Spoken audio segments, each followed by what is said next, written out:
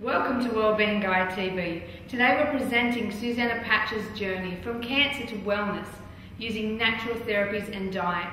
Hi, I'm Nikki Freeburn with Awaken the Heart Centre, and today we're going to be speaking with Dr. Katalaris and Susannah Patch about her journey with cancer.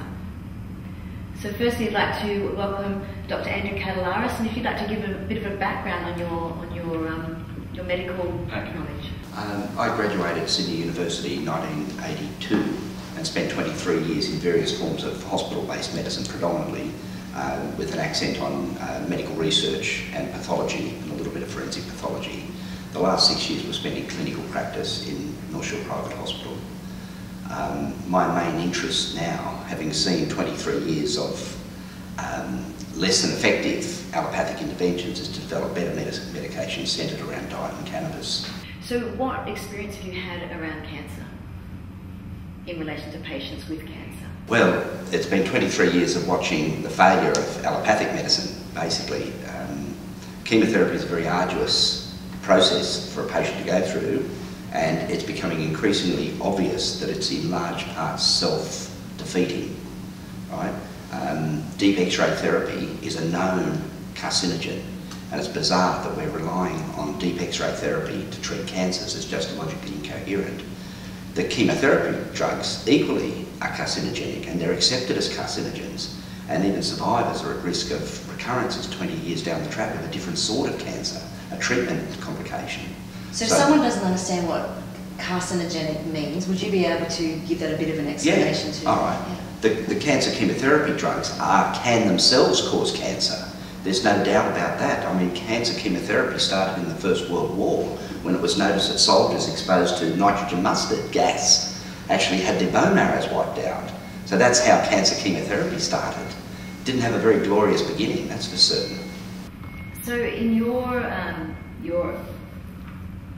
expertise, in the experience that you've had around this, do you feel that those traditional medicines, as in the allopathic or the chemotherapy, do you feel that they have any place whatsoever in cancer treatment? A very small place. Right? I mean, firstly, we have to talk about surgery, and high quality surgery does have a place in control of the disease, acute intervention and other issues like that. Cancer chemotherapy, there's only very few tumours that respond dramatically to chemotherapy. That would be certain cancers of the testes, choriocarcinoma, or a cancer of the placenta. The rest, and Hodgkin's lymphoma, these respond reasonably well with more than a 10-year long-term survival rate. All the rest, the figures are nowhere near as clear, and in many instances the patients actually end up dying of the treatment rather than the disease itself.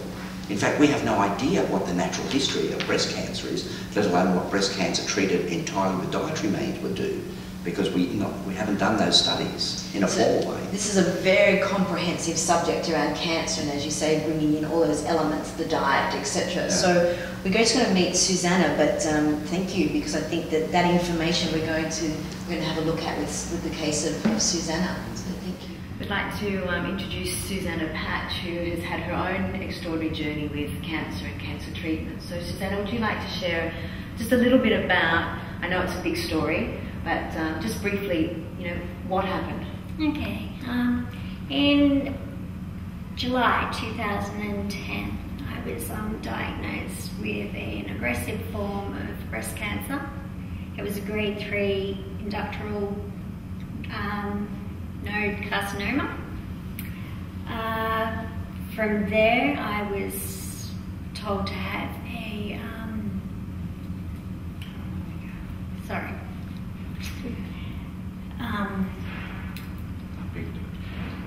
don't know what's the one you have, the test before you have biopsy. So Susannah, tell us about the diagnosis. How did that come about? Okay, I went to my local GP in July of 2011 with a concern about a lump in my breast. He then told me to go and have a ultrasound, which I did, and from there it proved that more tests were required. So I went back and had a biopsy, and that's when we found out that I had a high grade 3 cancer of the breast.